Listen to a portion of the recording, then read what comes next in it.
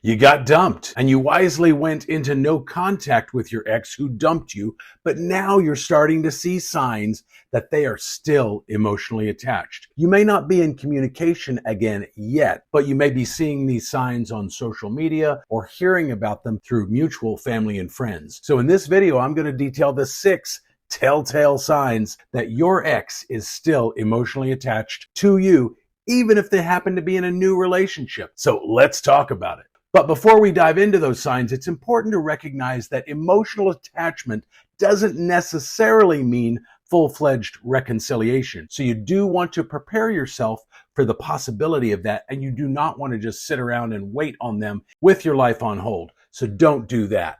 Behavior number 1, emotional reactivity. Are they having strong reactions to your life changes, things that you are doing in your life? Maybe you're seeing somebody new and they don't like it. And you're either hearing about it again through mutual family and friends, or maybe they're actually commenting on social media posts. They're getting visibly upset about some of these things that suggest that you might be moving on. If you are still connected on social media, maybe you're seeing overly positive or overly negative reactions to things that you're posting, either just gushing over the top or, like I mentioned earlier, angry. And the easiest way to tell that is if it just seems too much, either positive or negative. Because if they are totally disinterested in you, they have totally moved on, they have no intention of coming back, then they would be apathetic or indifferent to things that are going on with you. So if they are having an emotional response, even a negative one, that still means there's a strong emotional connection there, and you can take advantage of that and bring them back to you.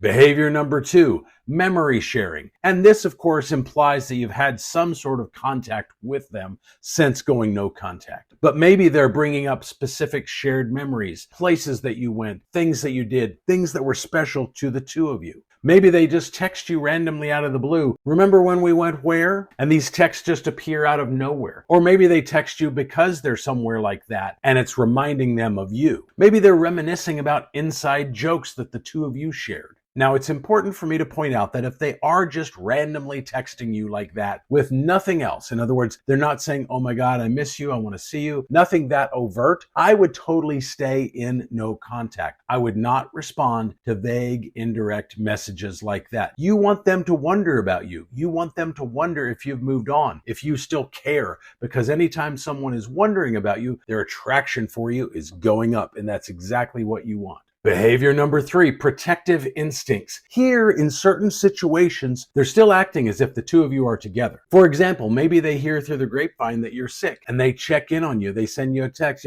oh, I heard you weren't feeling well. Is there anything I can bring you, or things like that? Or maybe if they see you out with a date, they act a little territorial, or just offering to help you during difficult times. And the easiest way to spot this is if you just see caretaker habits going on with them. And of course, if you're broken up, that's out of the ordinary and not normal. Behavior number 4, information seeking. They are asking mutual friends or family members about what's going on with you. And of course, these people are then turning around and telling you about it. So maybe they're keeping tabs on what's going on with you. They know that you got that promotion at work, or they know that you went on vacation recently to that place you'd always wanted to take them to. And they're watching all of your social media activity. And you know that either because they're liking or commenting on things, or you see their name showing up on the list of people who have viewed your Facebook or Instagram stories. But you know they're basically stalking you because they know some things and you're hearing about it that you haven't shared publicly with everyone. So that tells you that they're kind of digging to keep tabs on you, and that's a good sign if you want them back.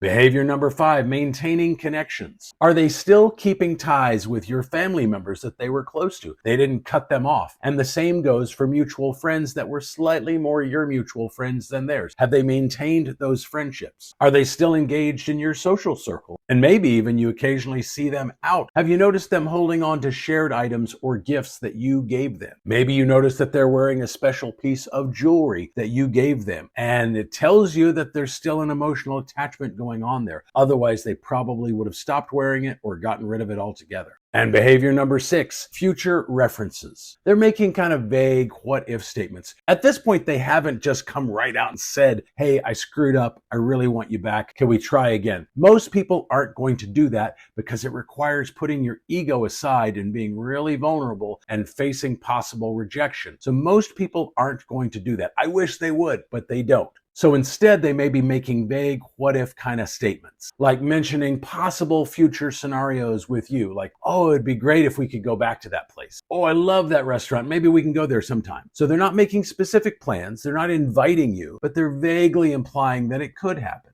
And what this does is it avoids permanent closure and it kind of keeps the door open a little bit. Now, I don't mind if you communicate with them a little bit, but unless they're being actually overt and it's clear that they do want to see you and possibly try again, I would keep the conversation really light and let them initiate 100% of it. And then when the time seems right, invite them out on a date in the evening, ideally at your place, to see where things could possibly lead to. Now, I mentioned earlier that there was a difference between an emotional attachment and actually wanting reconciliation. And we don't know yet which one of those camps your ex falls into. But if you do get to a place where you can ask them out on a date in the evening, their response will tell you everything that you want to know. If they say, yes, oh, I'd love to, when can we do that? My schedule's wide open, then you know their enthusiasm, their attraction for you is really high. If they're kind of vague and non-committal and say things like, oh, I just need to check my schedule, or I'm not sure, then at that point you know that their interest is not that high, and they may have just kind of been poking the bear to see if they could get a response, or maybe they just like knowing that they could get you back if they wanted you back, and now you know they probably don't want you back. But if you ask them out once and they are vague or indifferent, I would maybe ask one other time, again with them continuing to initiate 100% of the conversations. Ask them out one more time about 2 weeks later. If they're still vague or non-committal, then I would absolutely cut my losses, probably ignore them from this point forward.